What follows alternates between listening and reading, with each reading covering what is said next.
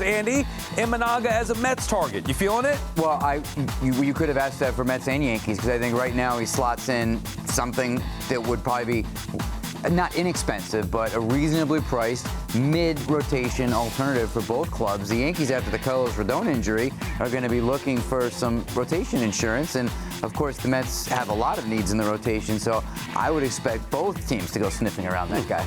Yeah, I'd agree with you, Andy. The one thing I would say is, though, what do the Cubs, who presumably know him better than anybody else now because they've had him, why did they handle it this way? Maybe they watched him pitch. I mean, he was great his first year, and I know he had some struggles last year, but he still had like a 3.7 ERA. I know that doesn't tell every single bit of the story of his pitching, but, I mean, pitching is pretty precious, Sal, and the Cubs said bye-bye to a reasonably priced starter. So what does that mean? Good question. He's also entertaining, so I like that aspect of it as well. All right, Brian, how about Michael King? Is he a fit for the Yankees? You feeling it? Absolutely. I think there's a lot of people in the Yankee organization who would love to get their hands back on Michael King. They never want to let him go in the first place, but he was part of the price to pay to get Juan Soto, and that worked out pretty well because the Yankees wound up in the World Series. So, yeah, this is their chance here. King, the asking price might have come down a little bit because of injury.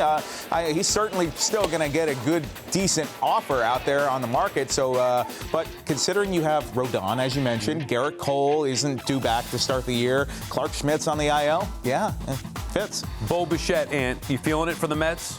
I am feeling it, Sal. I know that's a little bit unorthodox. They already have a shortstop. I don't look at him as a shortstop anymore. I'm not sure that the industry does either, but I see him as a second base fit for the Mets, as a guy who sort of diversifies the lineup a little bit, hit .311 last year. He's a gutsy, clutch player with a little flair to him. He's got some pop as well.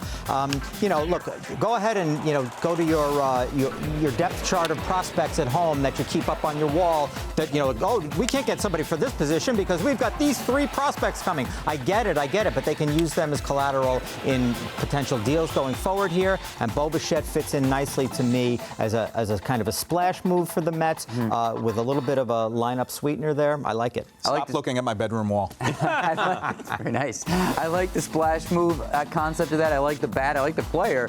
The reason I would be less expecting the Mets to do it would be the run prevention thing that we've talked about before.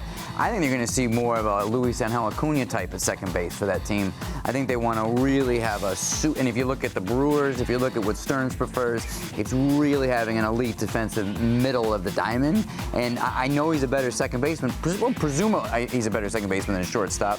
But I just think they're going to go with a real plus glove there. If it's Acuna at second, which, by the way, I love him and I'm okay with that, then it better be somebody other than Vientos or Beatty at third base. Like, that's the parameters here. You want to build defense up the middle, all for it. Then you better get some sticks everywhere else. All right, Brian, how about Kwan? Stephen Kwan, I know last year I wanted the Yankees to get him. What do you think of the target for him? You feeling it? Fantastic target, yeah. I mean, if the price is right, sure. I mean, for all the people who complain about the Yankees and they're built around a 3-run homer, this is a guy who puts the ball in play, does not strike out, plays Gold Glove caliber defense in the outfield. I mean, he is what you're looking for, and he makes any team better. But there's no reason the Guardians would give him away for pennies on the dollar here. He's second-year arbitration eligible, so he's very affordable. I don't see them giving up on him cheaply. You'd have to probably give up a top prospect plus more, but he makes your team better.